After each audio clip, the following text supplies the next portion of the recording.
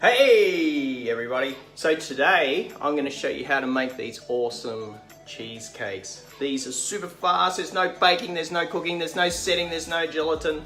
Even though there's other cheesecakes that are quite nice, this can be whipped up in just a few minutes and your friends or diners are going to be super impressed. And you pretty much don't need that many ingredients. Most of the stuff you have in your kitchen already. Alright. Let's start. So to begin with, what we need to do, my stand is broken. Okay, so what we need to do is make the bottom of it, the crust, so the cheesecake crust. We need to do that like a normal cheesecake crust, which is biscuits. So the best biscuits I find to use for those is these arrowroot biscuits. They're really cheap, they're like $2 for a packet. Grab a bunch of these, crunch them in a food processor. I have a little mini food processor, but use a big one because I'm just going to make one or two out of this. If you're doing this at home, you probably want to do in a big batch, especially for Christmas coming up. These things are really cool for Christmas. They kind of look Christmassy if you put the right fruits in them. So we got some crunched up in the middle there. Let's give you a better view. Okay, so I need a lid and it's going to be loud. So we also got some melted butter. You need to crush these up.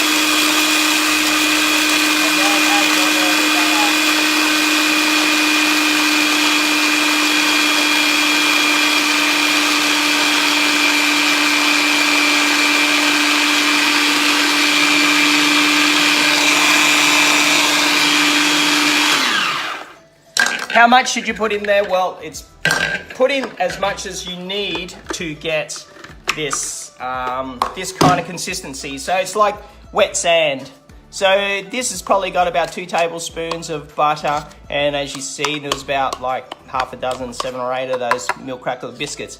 If it's not wet enough, add some more butter. You can also use coconut oil if you like to use that kind of stuff instead of butter for this, but I find butter tastes really good too. It does give it a different flavor if you do use coconut oil. If it's not wet enough, add some more butter. If it's too wet, then just add some more biscuits. Crumble it up until you get this kind of consistency.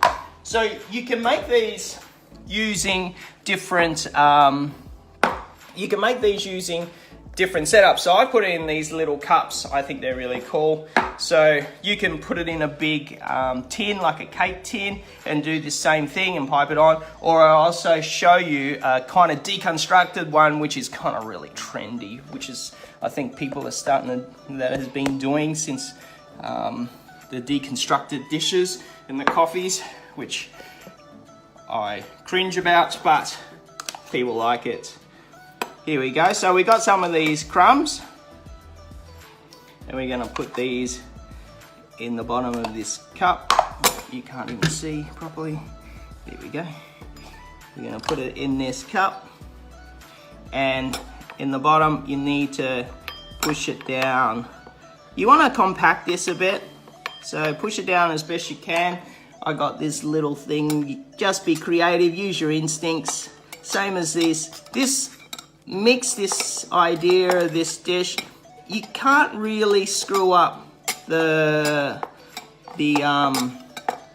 ratios.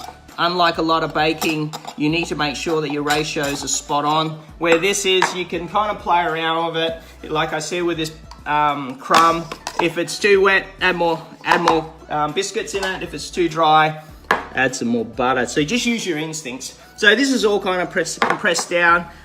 You can put this in the fridge and we'll work on the next one. So you need to cool that down so it thickens a bit so we can make these.